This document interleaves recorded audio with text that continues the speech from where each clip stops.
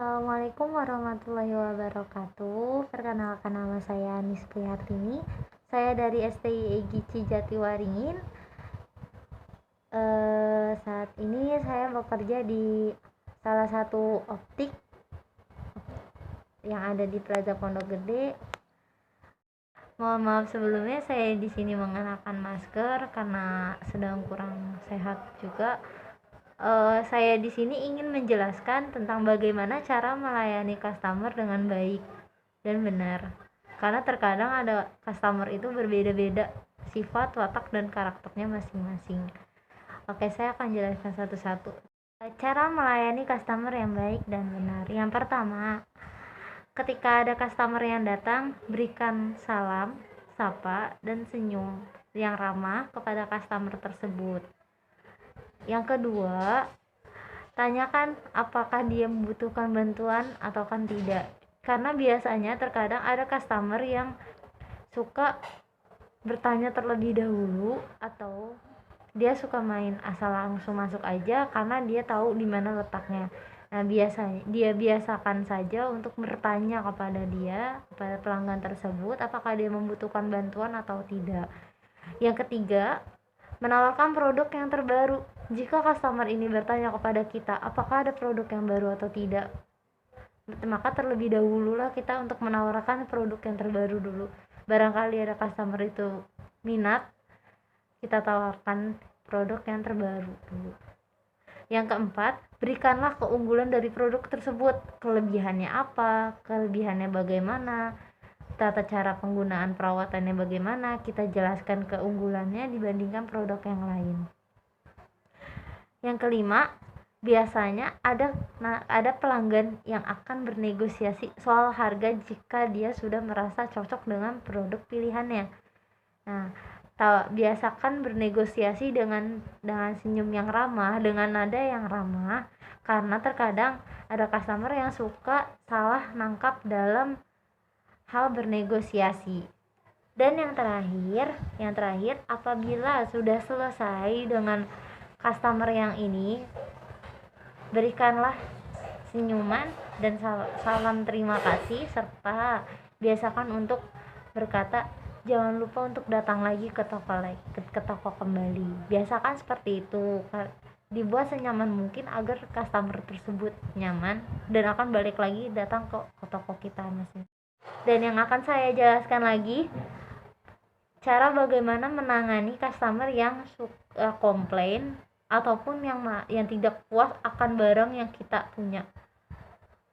Karena biasanya ada customer yang memang suka komplain atas barang yang dia rasa itu tidak puas, dan terkadang dengan nada-nada emosional yang tinggi sehingga membuat para penjual itu menjadi kewalahan.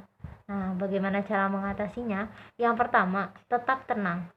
Karena jika kitanya saja sudah panik, maka kita akan ngeblank, buyar. Apa yang kita persiapkan, apa yang kita harus lakukan, itu akan buyar begitu saja.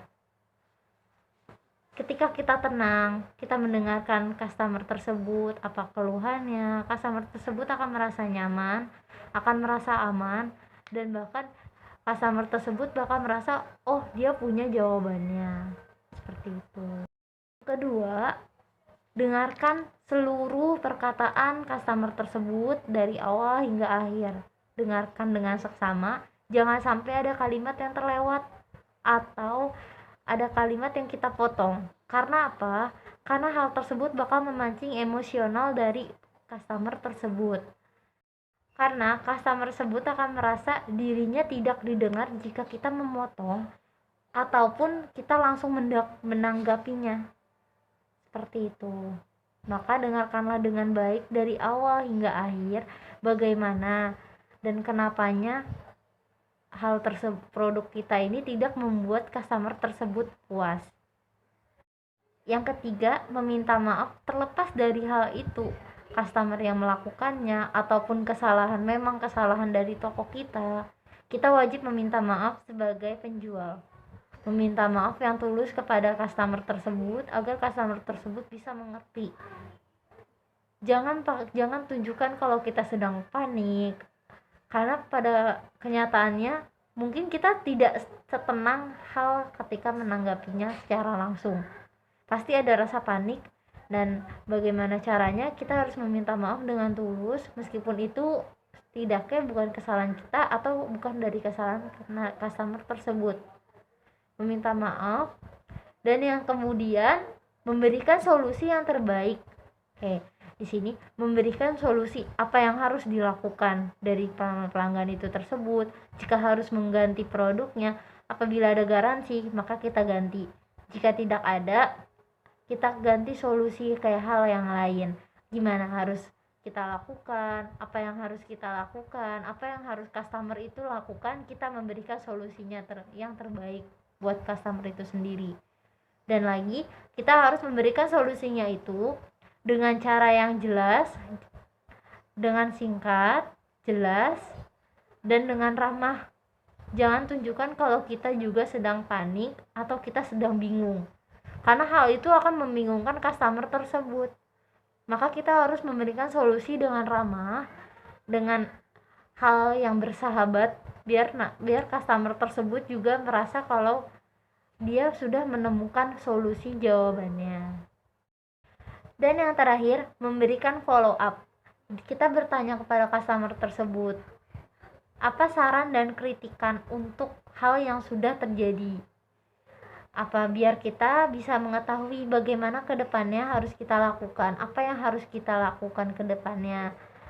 Seperti itu, memberikan follow up dan memberikan, biar customer tersebut memberikan saran dan memberikan kritik kepada kami, biar kami sebagai penjual ini bisa mengetahui apa kesalahan nanti dan bisa mengatasi bagaimananya. Oke, saya rasa itu sudah cukup sekian. Terima kasih, mohon maaf jika ada kesalahan. Terima kasih. Wassalamualaikum warahmatullahi wabarakatuh.